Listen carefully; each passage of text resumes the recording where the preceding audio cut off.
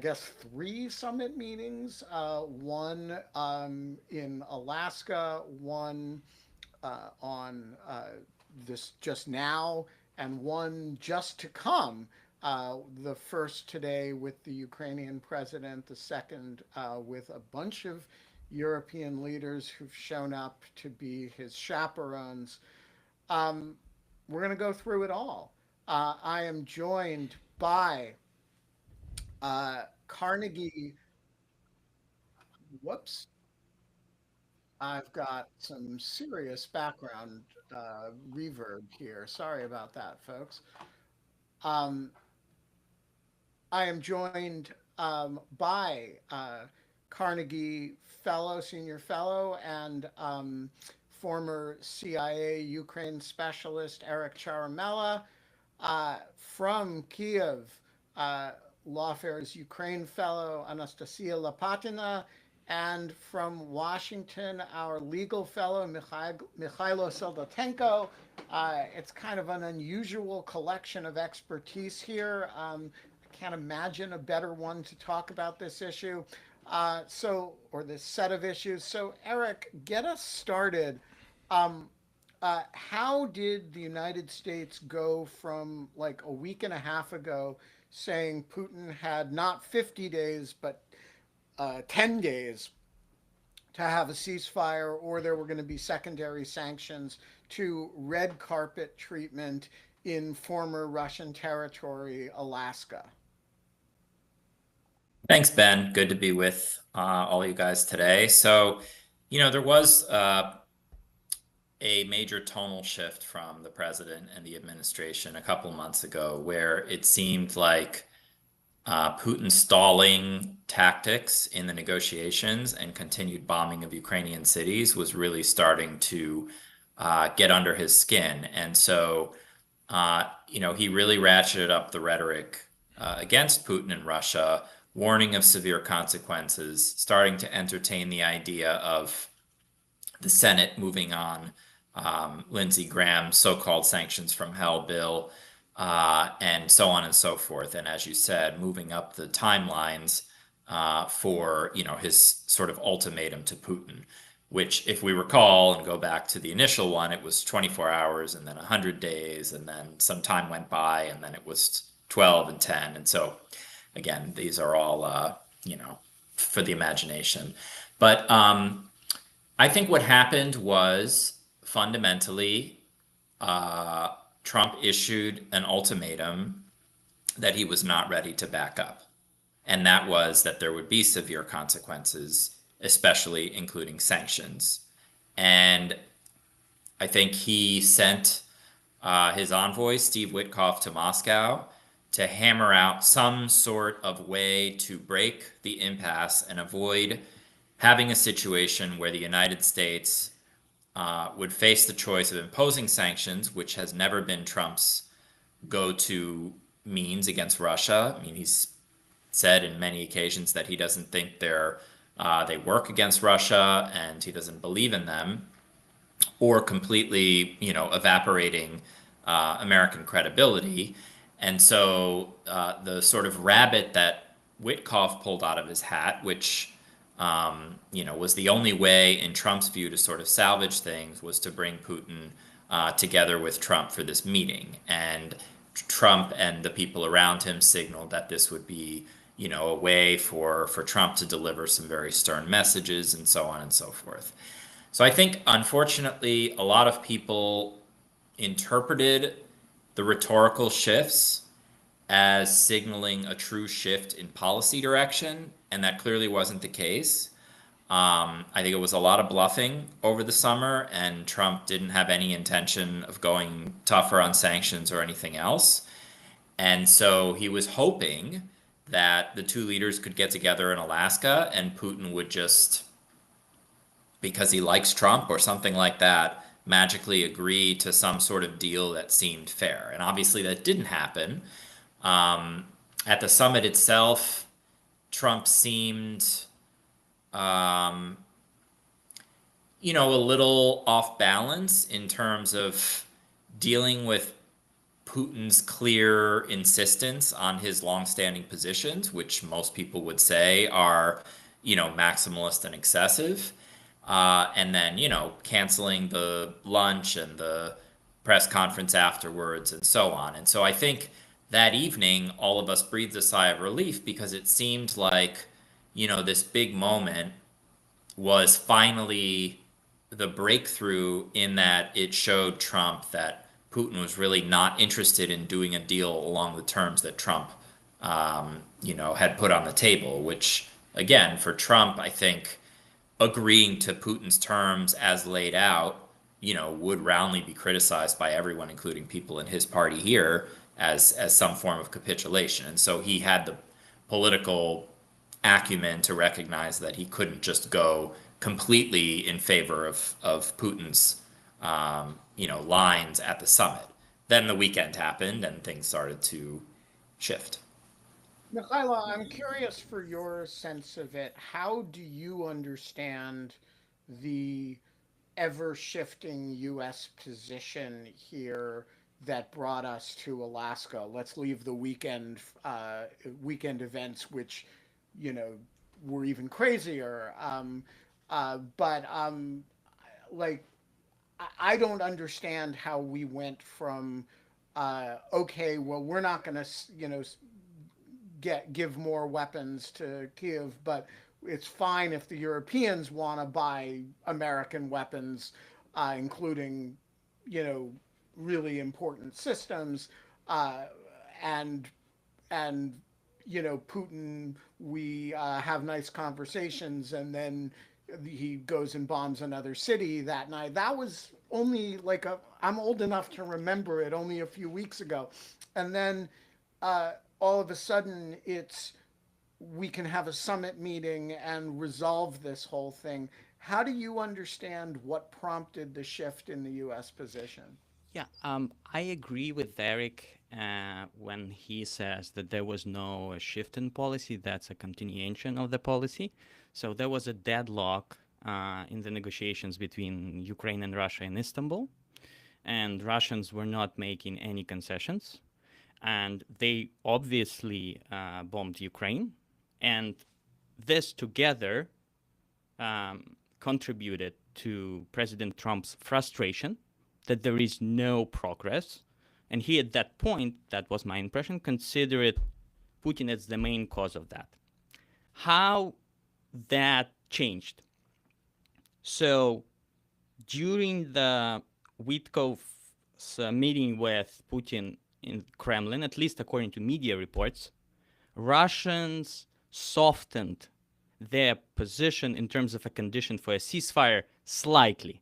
So what that means, that they said, okay, our condition is only remove Ukraine's pulling off forces from Donbas, not from Zaporizhia and Kherson oblasts. And I think clear, Donbas is what country's sovereign territory?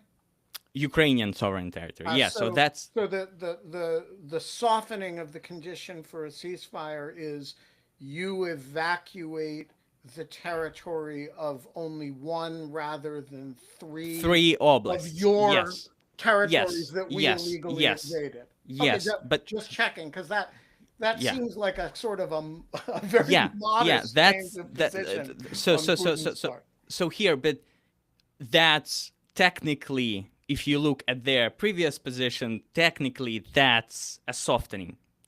And I think there were different reports what they could do in return, whether that would be removing their forces from Sumy and Kharkiv region, small parts, or there would be something else. But that was just like in that particular respect. And I think the Trump administration considered that as a sign that they are ready for further talks.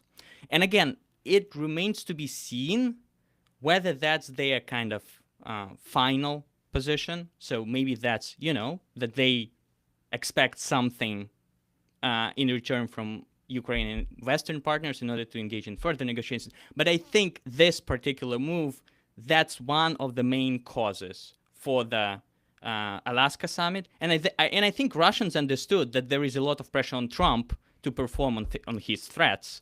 And that was also kind of for them. If they are interested, again, that's unclear. If they are interested in some sort of serious negotiation, that was a way to signal that. Nastya. I also read some reporting that suggested that Putin was the one who suggested the meeting in Alaska, not the location specifically, but to meet face to face. And so, and he did that on that Friday, which was the supposed Trump's deadline for the sanctions. So one could also infer that perhaps Putin was just trying to avoid the sanctions and sort of throw in another trick and continue this diplomatic game, and and trying to avoid sanctions like that by suggesting to Trump something that appears like a breakthrough, which, if you don't get too deeply into the substantive discussion of what happened in Alaska, it is a little bit of a breakthrough, as in the word that people kept using around Friday and on Friday was momentum, right? That, there was a deadlock, as Mykhailo rightly pointed out, and finally there is some movement, something's happening. And that was enough to satisfy Trump. And in fact, if that's what happened, that, that Putin suggested this summit mainly to just avoid the sanctions for another few weeks or months, then it worked, right? Because Trump said, after the summit, I'm not going to be thinking about these sanctions for a little bit now because it's not the right time, because the meeting went so well, right? So that's also perhaps part of the reason. I will just say about momentum that when you're driving a truck full speed at a brick wall, momentum may not be the best thing in the world. But I agree with you that having that Trump replaced a sense of being backed into sanctions against Putin, whom he genuinely seems to admire and have an inexplicable solicitude for, with a sense of pageantry and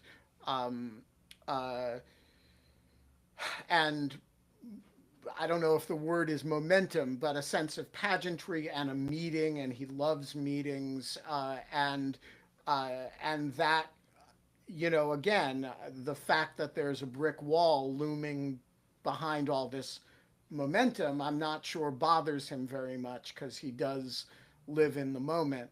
So I want to ask all of you, and I want to start with Mykhailo on this.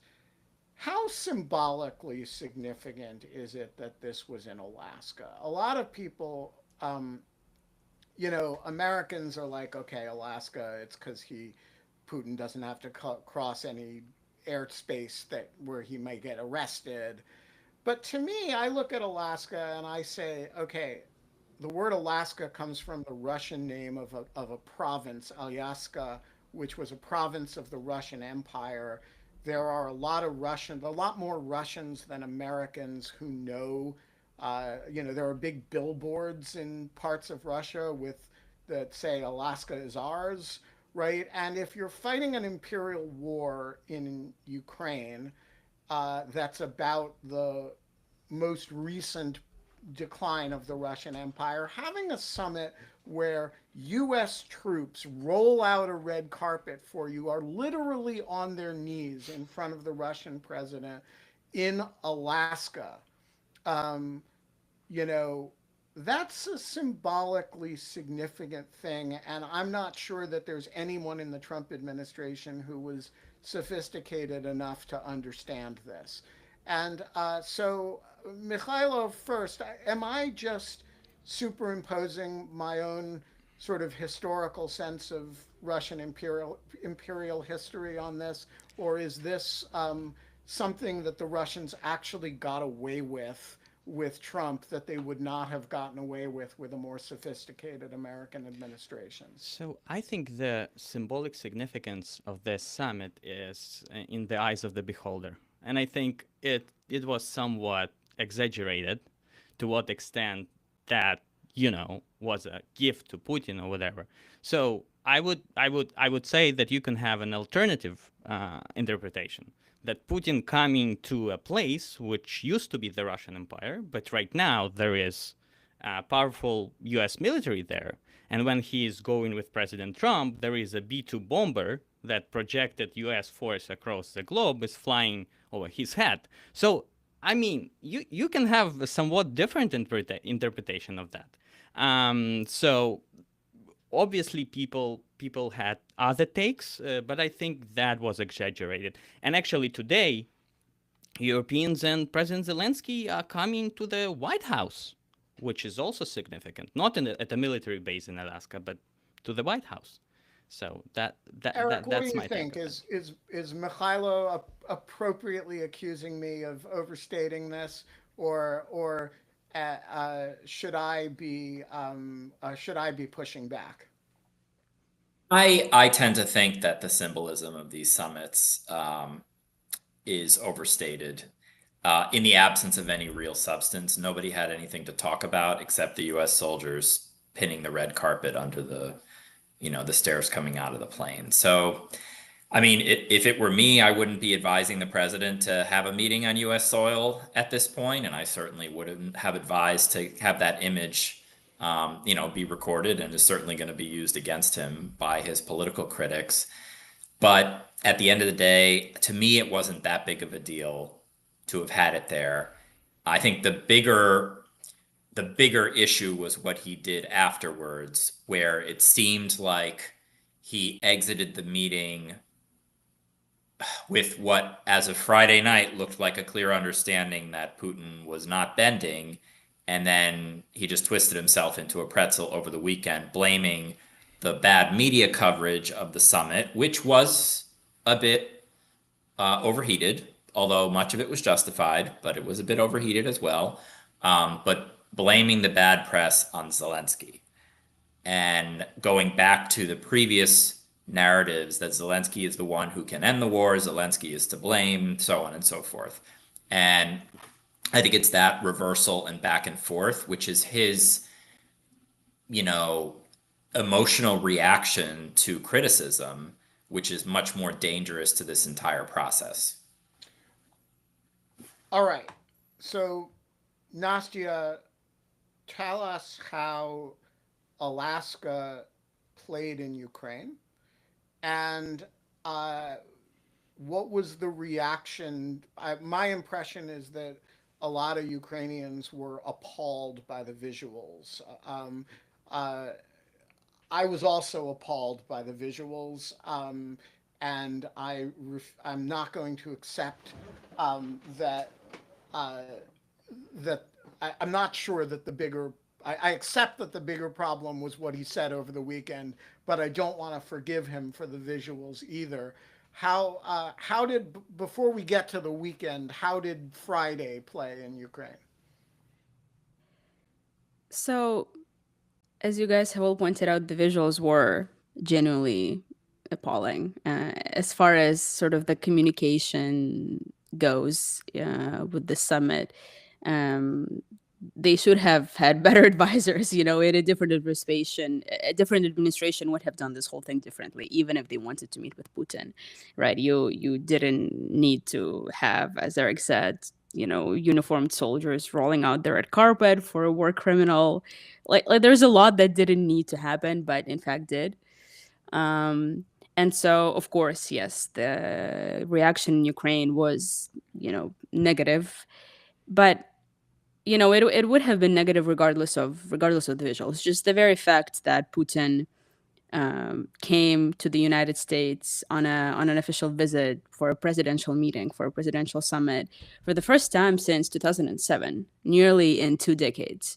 And in those 2 decades, he's only come to New York for a UN speech, which is quite different. It's not the same as meeting the American president. So it was certainly very significant, and just the very fact that as some would say, the leader of the free world was shaking hands with a war criminal was just appalling, and regardless where it happened and under what circumstances it would happen, people would have been appalled anyway. But I mean, I know we're not touching the weekend yet, but I also just want to say that I have read such a variety of takes, both inside Ukraine and outside Ukraine, on the summit and its aftermath and the weekend and what was actually discussed, that I it's so difficult for me to figure out what I even think, because I have read so many clever people say things that are literally opposite of each other, including within the Ukrainian media space, which I think is quite interesting. But I also want to agree with Eric that the American media coverage was rough, and I say that as someone who generally speaking, as a Ukrainian, condemned everything that happened on Friday. I thought it was terrible, but it was one of those times when the Ukrainian coverage was not positive, but it was less negative than the American one, because as always, we were looking for silver linings and we were looking for reasons to say that it could have been worse. It's not a catastrophe. It's not a disaster, which I think is granted in many ways here. But I just remember thinking about this contrast of, the front page of the New York Times saying that Trump essentially sided with Putin, and like a whole explanation, long read about just how and how terrible everything is. And then the Ukrainian sort of front page top media headline is, things are bad, but it's not a disaster for Ukraine, and here is why. And so that was kind of the vibe. It's not the first time that I'm seeing such a contrast in the media, but it was pretty interesting. Interesting. All right, so let's turn to the sun goes down Friday night, dawns Saturday morning, and Truth Social is the center of everybody's attention. Mykhailo,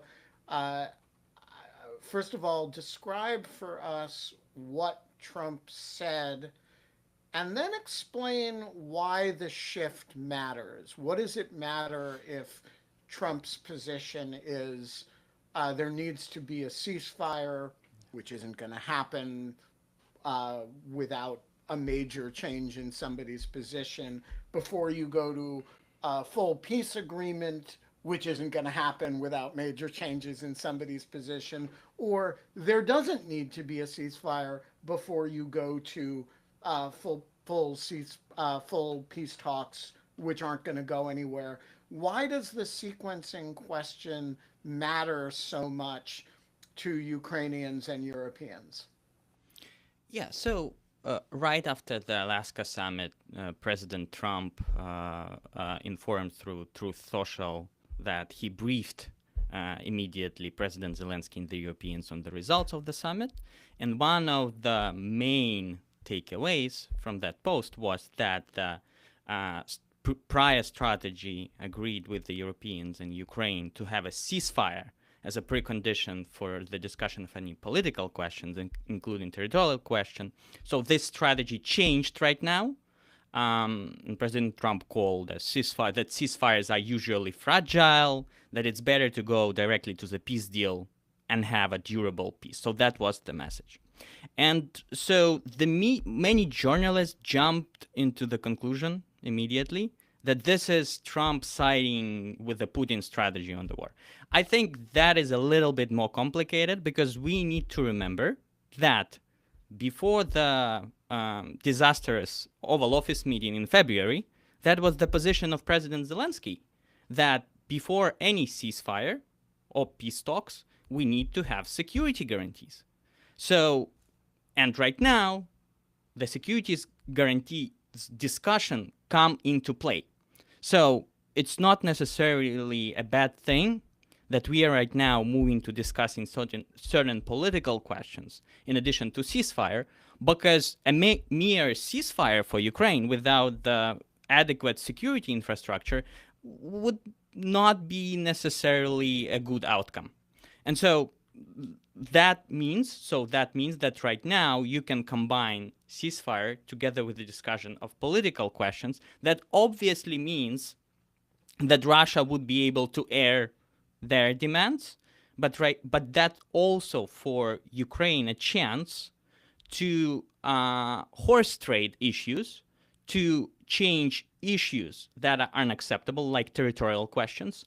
Because if you look at the Russian demands in the past, they provided what they called two options for ceasefire: either territorial removal of forces from territories, or they have a long list of demands what needs to be done, meaning political questions. And so here you can engage potentially, in order to say that, territorial questions are out of the question, but you then need to be ready to understand what is your strategy that you would, kind of propose instead.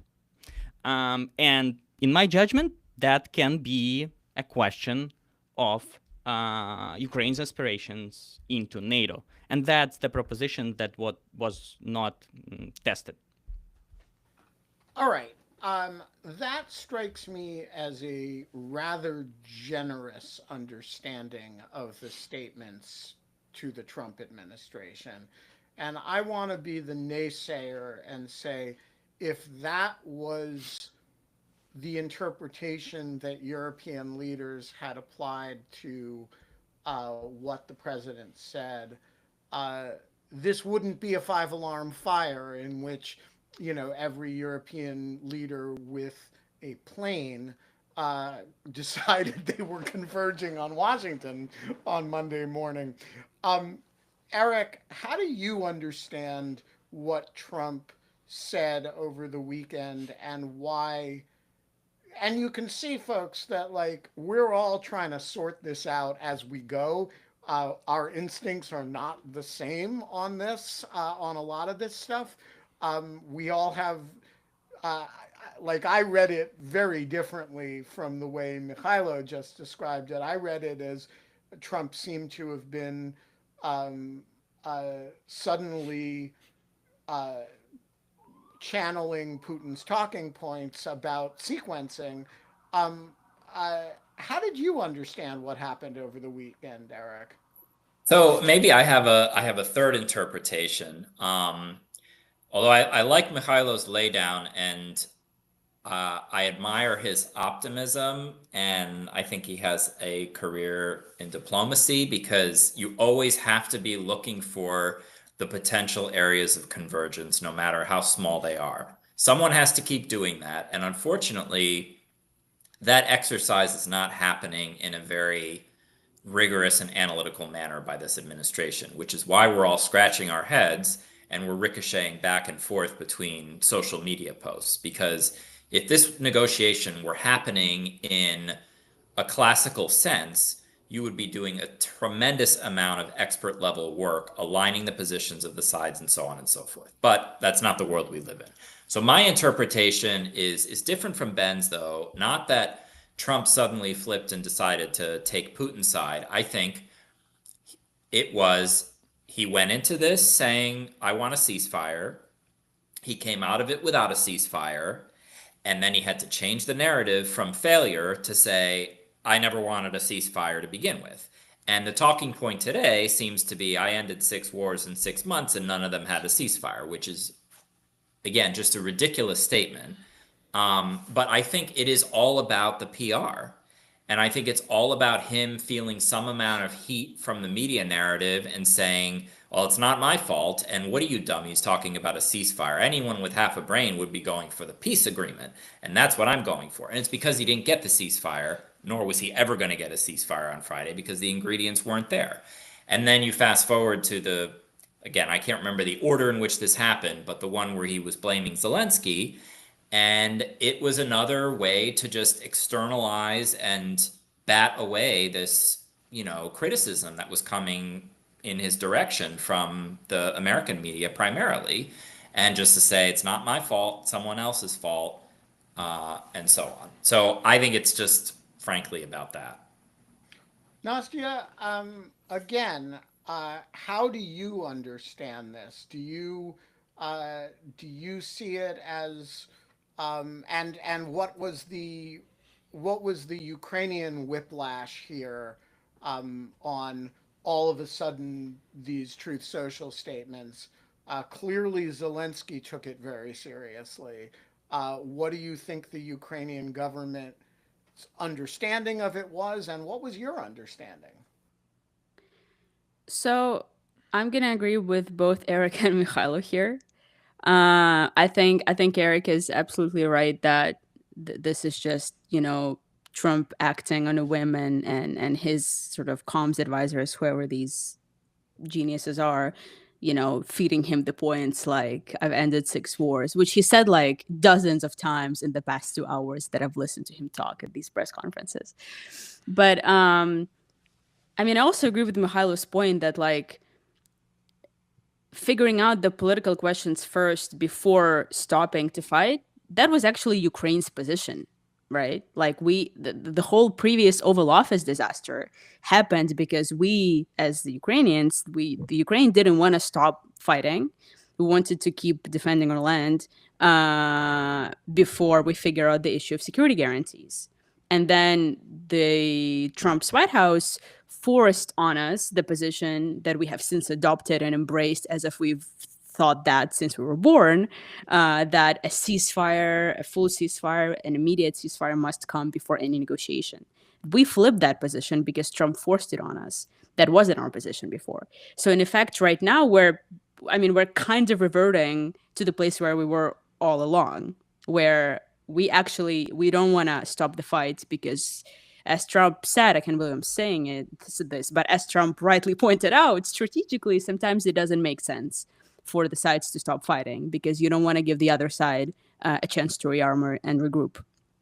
So that it actually makes sense in that way. The issue I would just add, though, there is a clear asymmetry at the moment, and a ceasefire would be much more advantageous to Ukraine than to Russia. Because Ukraine is having an enormous challenge with manpower, yes, and so correct. on. So, but Nastya is totally right that we're stuck in this ridiculous circle, which was Ukraine had a position which Trump didn't like. Trump put a tremendous amount of pressure on Ukraine to change its position and agree to just an unconditional ceasefire, which Ukraine eventually did in the spring. Then Trump tried to get Putin on board. He didn't go for it. And then Trump claimed the whole thing was just a figment of our imagination. And there was never any plan to get a ceasefire at first, because who would be so stupid to want a ceasefire at first? So we're living in sort of this irreality. And unfortunately, that is the geopolitical frame in which Ukraine and its European partners, who are much more steadfast, are being forced to negotiate. And that brings to the point of security guarantees, which I hope we can have a little more focused discussion of, because the coverage I'm seeing is Trump has breakthrough. Trump has, seen the light on security guarantees. And indeed, he was talking about security guarantees today. And Steve Witkoff was talking about it over the weekend on CNN. And people are, again, what he's saying coming out of his mouth is rather surprising. But I think we are in yet another loop, which is not going to end with an American security guarantee for Ukraine, for reasons that I'm happy if we can unpack. But I don't want us to get too confident in the idea that Trump has fundamentally changed the American position, which has been consistent actually throughout Republican and Democratic presidents, that they're not prepared to give a security guarantee to Ukraine. And suddenly he woke up one day and he's decided to do it. But there's a lot of nuance to it. People don't understand what the term actually means. And so I think we do need to unpack that a bit. All right, so let's do that. But before we do, we need to describe what happened today, with the caveat that what happened today is still happening. So Nastya, by the time anybody listens to this, they're going to know more than we do now.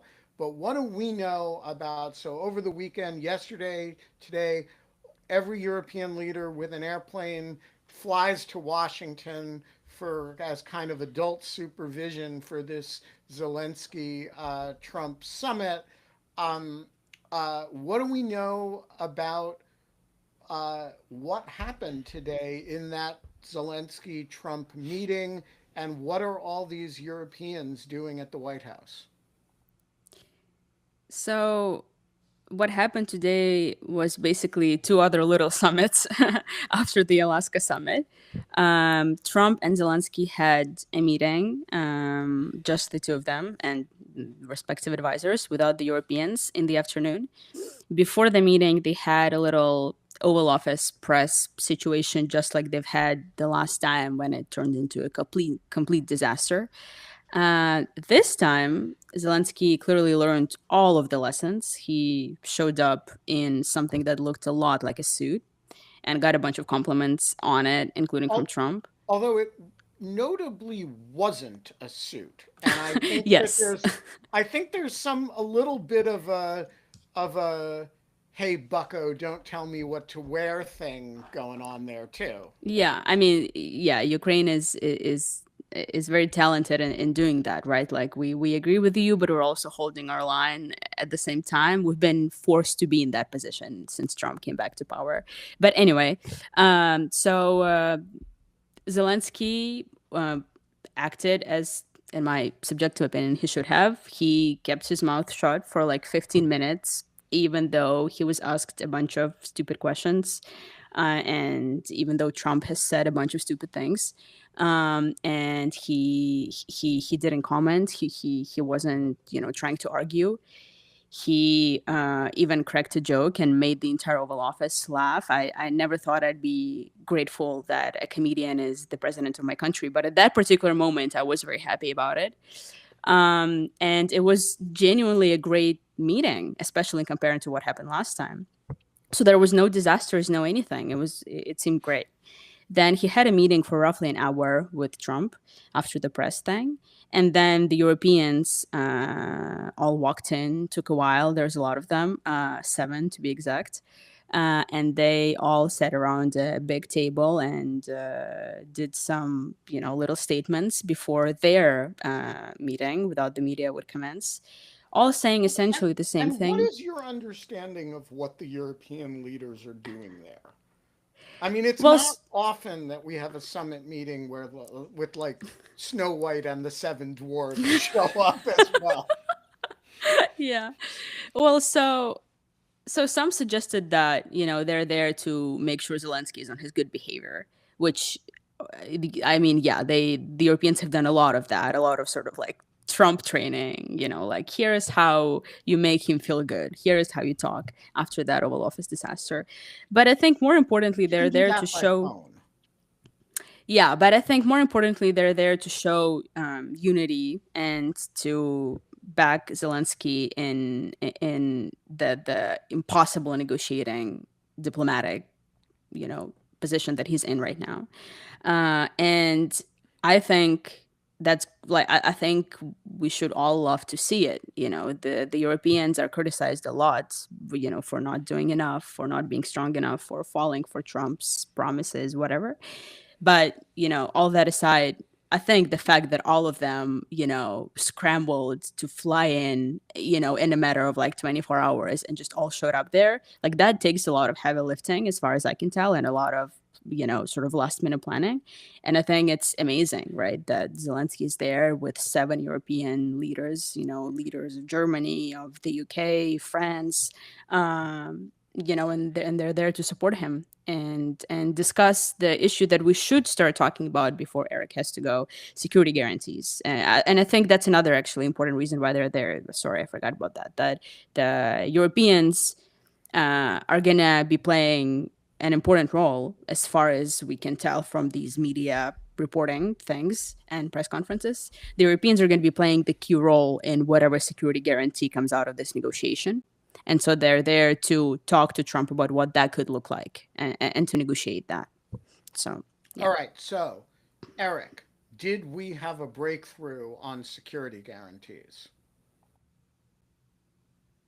So, I don't think we did.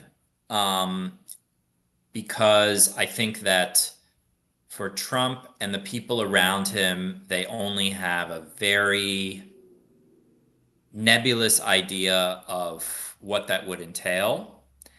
And so there's nothing firm being put on the table in terms of the US offer.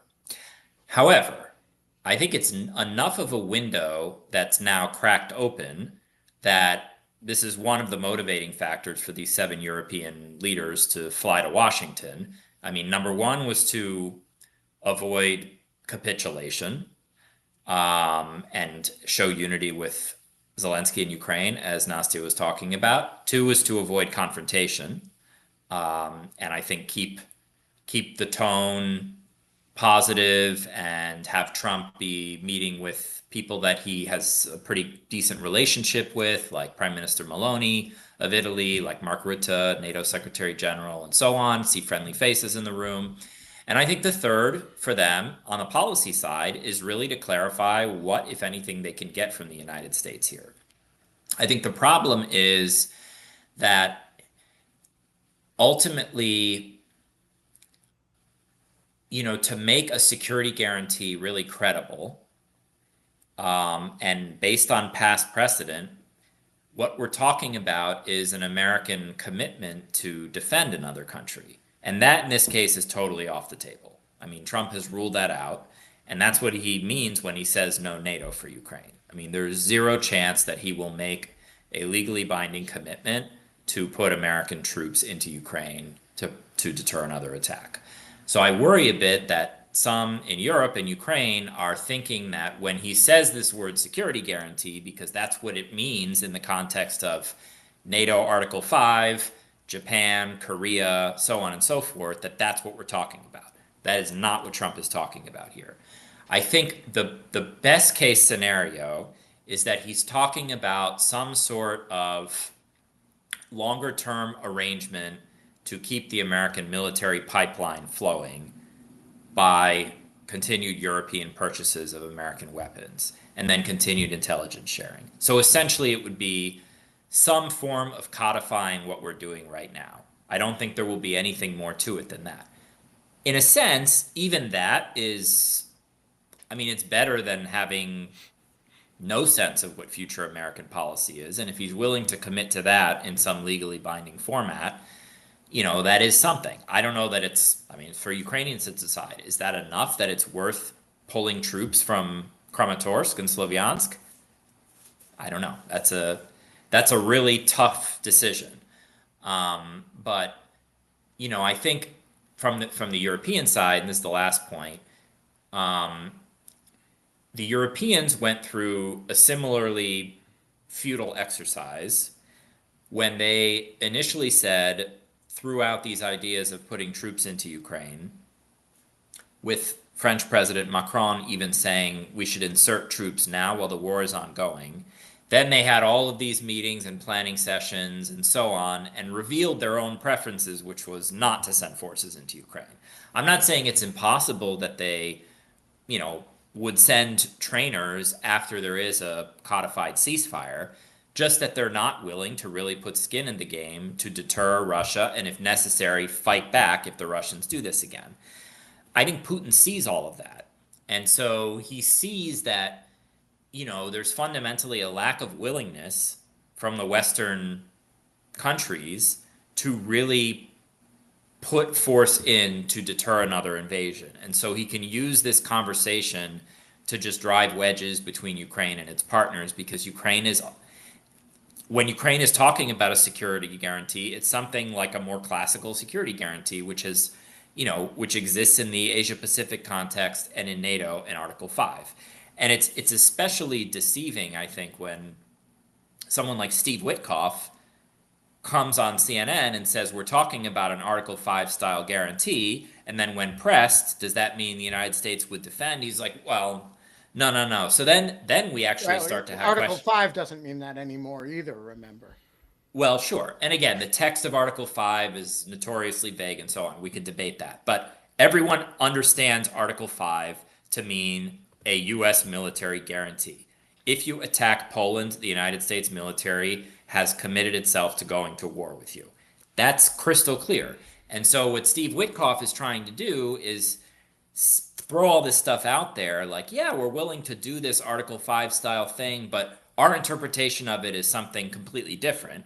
And so let's discuss that other thing. So I just worry we've gotten into a space where we think we're converging on an idea, but in fact, we're talking on totally different planets about completely different things that don't bear any relationship to each other. Much the way, say, a week ago, we thought we were talking about a ceasefire, and we were converging on an idea that if Putin didn't accept a ceasefire, there was going to be hell to pay. And it turned out what we actually meant by that was a summit in Alaska.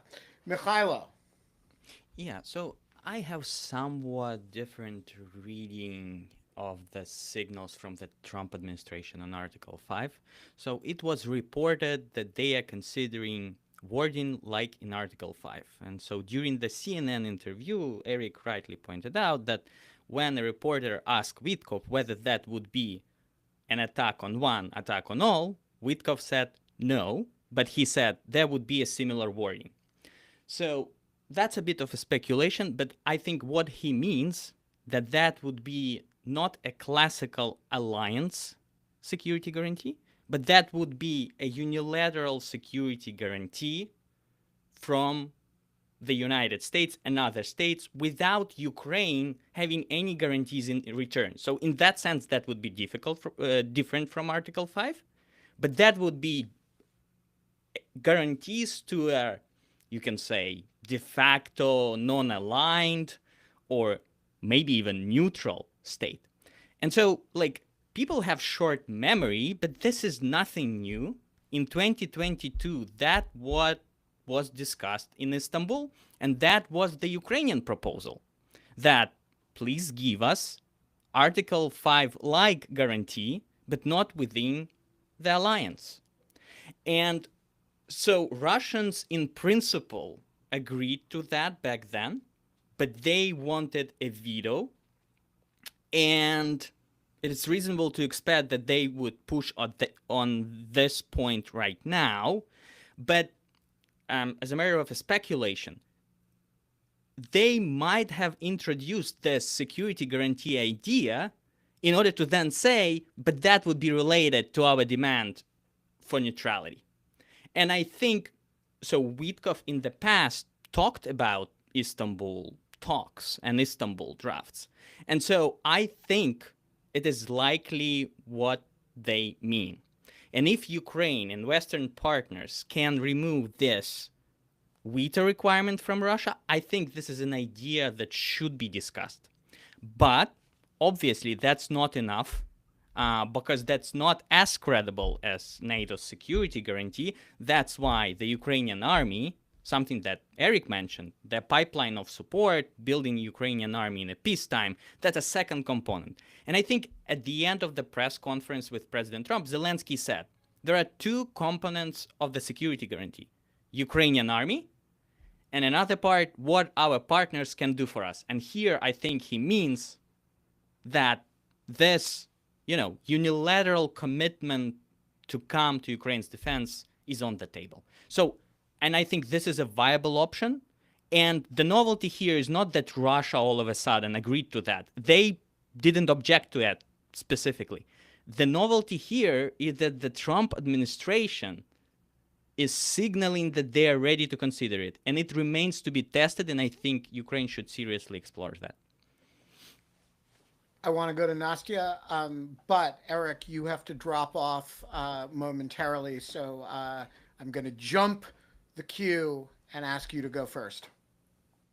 Okay, thanks. I just want to make one final point, which is related to something that both Mykhailo and I have written about pretty extensively in Lawfare and elsewhere, which is that in order to, if there is, let's just speculate, some seriousness on the part of Trump and Witkoff to provide some kind of security, commitment, arrangement, guarantee to Ukraine, I think the only way that we can do it credibly is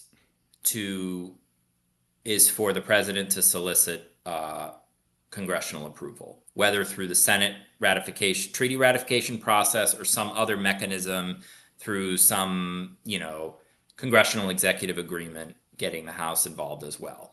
Because when you look at the panoply of agreements that we've made to various countries since the end of World War II, the ones that are credibly understood to be deterring an adversary from attacking have involved Senate ratification of a treaty where there is an actual debate, a political debate, and hearings and so on and so forth about what it is precisely that we're agreeing to. There's been some debates about whether, other models like what we did in the 70s with Israel and Egypt and so on, which was kind of hush-hush shuttle diplomacy and so on, could be a good model here. But at the end of the day, with few exceptions, those agreements were not written down, and Congress was in the dark about a lot of those things. And it caused a lot of confusion over time. And I think the political circumstances related to the Middle East and the Cold War are completely different than what we're dealing with right now. But in order for the United States to credibly communicate some sort of security commitment to Ukraine, given the mercurial nature of this president and Putin's obvious interest in testing and undermining that, getting Congress on board with it, and forcing senators from both parties to weigh in on this and clarify exactly what they understand this to mean, get people from State Department, Defense Department down to testify as to what they think this means, I think then you could yield some sort of commitment that actually is more ironclad.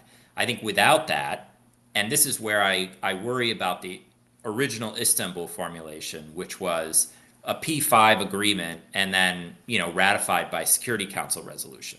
Well, I'm sorry to say, but in this country, we don't really care about Security Council resolutions. We care a little bit more about treaties, although a president can just withdraw from a treaty, with very little consequence, as has been shown repeatedly. But still, they carry weight. And there is a political guardrail that they put on policy, and it becomes much more costly for a president to completely do a 180 from a treaty. So I would, if I were negotiating the Ukrainian position, I would say P5 with a Security Council resolution, that's not enough. You need this to go through Congress somehow, whether it's just the Senate process or it's both houses. And that's the way, only at that point, once there is congressional ratification of this security formulation, I'll call it, will we then implement our part of the deal, whatever that is, including possibly withdrawing from their own territory, which to me is crazy, but seems to be the demand on the table. Anyway, I'll leave it at that, and I have to run to another engagement. Eric, thank you so much for joining us. You are a great American. And Nastia, the floor is yours. Oh, it's hard to follow such substantive analysis from someone so qualified as Eric. But I'm just gonna share my my vibe feel of what happened in the last few days, if that's helpful to anyone. Absolutely. We're all about the vibe here. Yes. So, I mean, we all know Eric somewhat well as far as colleagues go, and we know that he can be quite negative and depressing when it comes to Trump and foreign policy in Ukraine. So out of the four of us, Ben, you, and Eric are kind of on the one camp of being negative about everything, and Mykhailo and I are... Yeah, we're the Americans. Yes, and we are the Ukrainians, and we're always, as I always say, looking for silver linings. So here is my silver lining for today. From the way that Trump and Witkoff have talked about the security guarantee in the past few days, seems to me like they are suggesting something that is more serious than, as Eric suggested, merely codifying the current supply of arms. Because they're talking about it and they're clearly taking pride in achieving that, right? I mean, when Witkoff says that this is a game-changing, arrangement that we got, we pressured Russia and we got Russia to agree to it, they clearly see it as an achievement and they want to sell it as that. And so, considering Trump's, constant need to show off and be sort of egotistical about it and show off the American military might, and given his recent experience with Israel and the bombing of Iran and how tables have turned there, where he went from I have no idea what this is and I condemn it and I don't want you guys to do it to we were actually in on it together because it went well, right? Considering that shift, I think I can imagine a world where Trump goes from, oh, we can never have any discussion about any military engagement with Russia because we're two nuclear powers, we're going to nuke each other and everyone will die, to we made this peace deal possible because we, the greatest country on earth with the greatest military on earth, promised that we will, provide limited air support to the Europeans who are doing the major, troops on the ground kind of thing, or something else. And I can imagine Trump sort of taking pride and selling it as a major win, that like, I deserve the Nobel Peace Prize because our greatest military that got rid of all of the woke shit that has been stopping it from being the greatest in the world, that we made it happen because we provided the security guarantee. Like I can, Mykhailo, do you understand the vibe feel I'm going for here? Yeah. Like I can see him as selling it as a win, and it would be. And so in my Lawfare piece about neutrality, I described 3 factors. And back then, it was not clear whether the Trump administration would move in. But there's 3 factors. First, he made this promise to achieve peace, and he seems to be ready to do some things in order to achieve it. And the security guarantee may be that thing. He likes great power deals. So if Putin agrees to a security guarantee, why would I not agree to a security guarantee? Exactly. And 3 is that he is okay with bluffing. Not many presidents are okay. And a security guarantee, it's a form of bluffing. It's a form of, deterrence by bluffing. So that's again, it remains to be seen.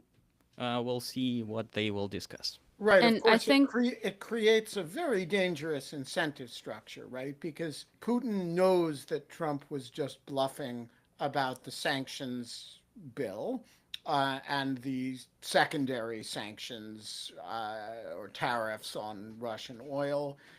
He knows that Trump was just bluffing about ceasefires versus full-fledged peace agreements. He knows all kinds of, and so if you were to have an agreement based on a security guarantee that was, as Mykhailo says, a form of a bluff, and Putin were to know that or to anticipate that, that creates a real incentive structure for him to do the next phase while Trump is in office, rather than to wait, roll the dice and wait, and maybe you have a next president who takes U.S. security commitments seriously. So no security guarantee would 100% guarantee security. I was just going to say, isn't that part of deterrence anyway? It's you have to, yeah. No, I don't. So I don't think that's right. So let's take a NATO membership. Now, I agree that it doesn't guarantee security, but a NATO membership is a commitment of a whole bunch of states. It's not just the U.S. president saying, we'll take care of you. It's a multilateral commitment from a group of states, 3 of which are nuclear. But this is how it would be with Ukraine here, though. Sorry, I'm cutting you off. But when Ukrainians say security guarantees, the gold standard for them is NATO membership. And so so when we say a NATO security guarantee, a NATO-like security guarantee, that is not simply if Trump is bluffing, then and Putin calls the bluff. And I do think, Ukrainians, I don't need to tell either of you this, but Ukrainians are once burned, twice shy on things like the Budapest memo, which are, hey, we'll be very concerned if something happens. And so I don't think any security guarantee is going to by itself guarantee the security of Ukraine. I do think I do think the credibility of any security guarantee matters deeply. And if you believe that Trump is a bluffer, well, that really undermines the credibility of a security guarantee absent more. So when I used not the right word, bluff, but what I meant is that, so for example, during the Cold War, there was always a dilemma whether the US is ready to exchange, let's say, California in a nuclear strike. And there was a part of bluffing there, which was a part of deterrence. And you can then, when you bluff, there is a, a moment when you will test it. And there are consequences for not following up, And there was an including enormous amount of work done by very serious people at the Rand Corporation, in the Defense Department, at major universities, thinking through how to make these guarantees credible in the absence of a trust communication relationship with the Soviets. And this was this is where a lot of game theory came from, right? It's an important. It had some of the smartest people in the world, like the John von Neumanns of the world, thinking about this problem, and and that is part of what made it credible. And yeah. I do think that when you replace John von Neumann with Mr. Witkoff, you you got a little bit of a problem. That's very bad. Very Ben, bad. I agree with you that like any security guarantee, that would be not enough. And that's why Ukraine and Zelensky are talking about combining it with a robust military. And then those two things, they reinforce each other. Yeah, I think this is the critical thing. Look, it is not, Israel is not shrouding itself in glory right now, but in a million ways.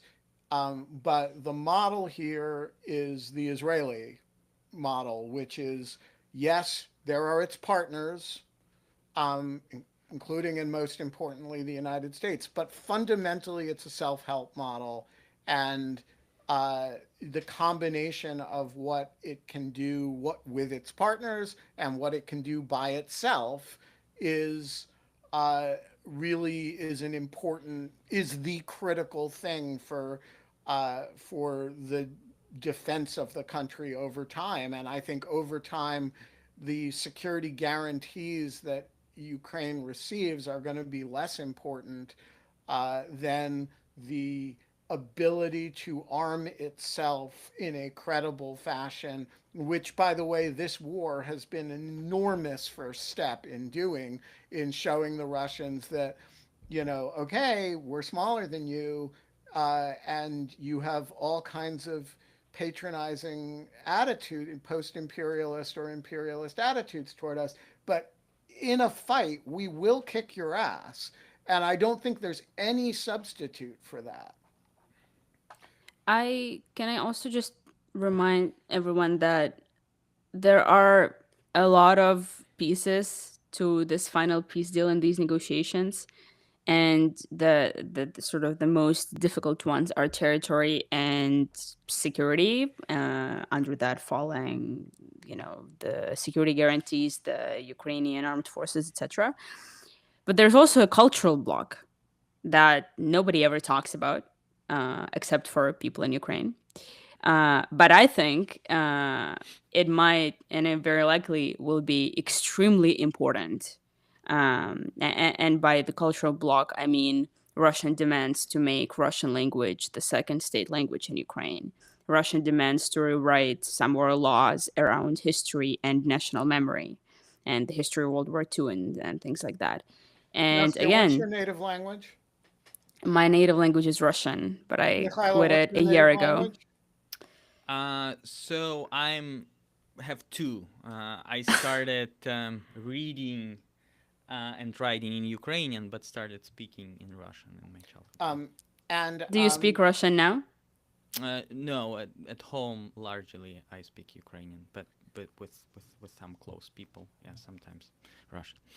Yeah. So just to be clear, I ask this question not to invade any of your individual language privacies, but because it's really important for people to understand that whether people are Russian speaking Ukrainian or Ukrainian speaking Ukrainian is only glancingly related to, and sometimes completely unrelated to, particularly for people below a certain age, what their politics with respect to language are. And so I will just take the liberty of speaking for you, Nastia, here for a second. Nastia, like a lot of people, is native Russian speaking and made a choice not to speak Russian anymore. And that is a pretty common thing in among a lot of Ukrainians. So when you hear the phrase the language politics or the language block, don't think that everybody who is native Russian speaking is clamoring for Russian to be a second official language of Ukraine. Sorry, I It's interrupted you. no, this was I think that was a great addition. I sometimes forget that I have to spell that out. But yes, that is absolutely true. Um, but so I guess in one way, language doesn't determine your politics, and the language isn't important when it comes to your politics. But at the same time, language policies in Ukraine are an extremely important issue that's very heated. Somehow those two things are, are true at the same time. But my point is that nobody talks about these things right now because security guarantees are a much more important issue. But if all of these things are agreed upon, and then however many months later, after tense negotiations about these high stakes security arrangements, the Russians, refuse to sign into a peace deal because we refuse to make Russian a second state language, I will not be surprised because Or if everyone. you get all these things done and Ukraine says, wait a minute, we're not signing any deal that leaves 20,000 Ukrainian children in, you know, in what's effectively an adoption gulag Yes. in Siberia. I mean, and there's a Yes. million other things going on here. Some of Well, them.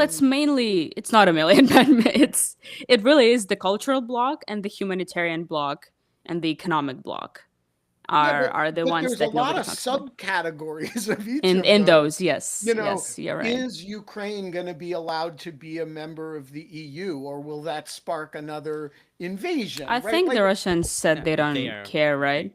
yeah. I that's think what they say Yeah. now. okay. Okay. Okay. See, we're going back and forth between the negativity and the hope here. But anyway, my point is that like people should remember that there are other parts of these negotiation, and I don't want anyone to think that you know like if Trump gives us a genuine security guarantee and then we say no to the peace deal anyway because of language or something like that, do not be dismissive of that because the language issues are extremely important. And if that moment comes, I will write however many articles Ben wants me to explaining why. And so just keep that in mind that it's an important component of this. Mykhailo, I'm going to give you the last word today. What are you looking for as Trump in front of the Europeans said he wants to do a three-way meeting with Zelensky and Putin? I can't imagine what the pageantry of that's going to look like. What are you looking for over the next couple days, next couple weeks, to see whether this is a collapsing house of cards or whether there is actually some momentum to anything remotely constructive? I would be looking closely at the security guarantee developments, what today they will discuss with the Europeans and with the Trump administration, and how, to what Ukraine would be comfortable with.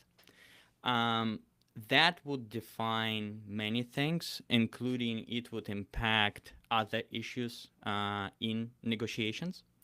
And I would be looking at this risk that emerged from the Alaska summit about the Russian demand to remove Ukrainian forces from the entire Donbass. And there, as I suggested in my today's Lawfare piece, there might be a chance to avoid those, but Ukraine might need to choose between two things, which is keeping NATO aspirations or talking about painful territorial concessions. In my judgment, NATO aspirations, like abandoning NATO aspirations in favor of a robust security framework with a strong army, but making no territorial concessions, that's a preferable option for going forward. And so I would look at that, and I would be the positive outcome would be an outline of a good security framework for Ukraine with two parts, security guarantees and a strong army, and then going with that framework, unified front, Trump, Europeans, and Zelensky, to a potential meeting with Putin. It's not nice to meet a war criminal, but I mean, unfortunately, when you didn't win a war, when you didn't defeat him on the battlefield, the only way to end the war is to talk. So what's that phrase, Ben? The weak have to suffer what they must, or whatever. Everyone is bringing that dialogue. back. But talking doesn't mean a surrender and doesn't mean capitulation. No, so that's important to understand. I'm not saying that Zelensky should refuse to go to a meeting with Putin. I'm really not. I am saying that, first of all, Trump should not put him in the position of having to go. And, you know, the United States has a proud tradition of shuttle diplomacy between Egypt and Israel in '73 and leading to the disengagement agreements. That was enormously productive. We've also done other shuttle diplomacy. There's no good reason, in my view, why Trump, other than the theatricality that he loves, should be putting Zelensky in the position of having to go. But there's nothing objectionable about Zelensky going, save that and he clearly may not have a choice. I do think that the optics of that meeting will be awful, but I'm not sure there's anything you can do about it. Folks, we're going to leave it there. Mykhailo, Soldatenko, Anastasiia, Lapatina, Eric Charamella, thank you all for joining us today. And thank to you, everybody who joined live. Please like and share this live stream on YouTube. Hey, if you want to join the inner sanctum of Lawfare Live, become a material supporter of Lawfare, you can do that at the Lawfare support page, lawfaremedia.org/support.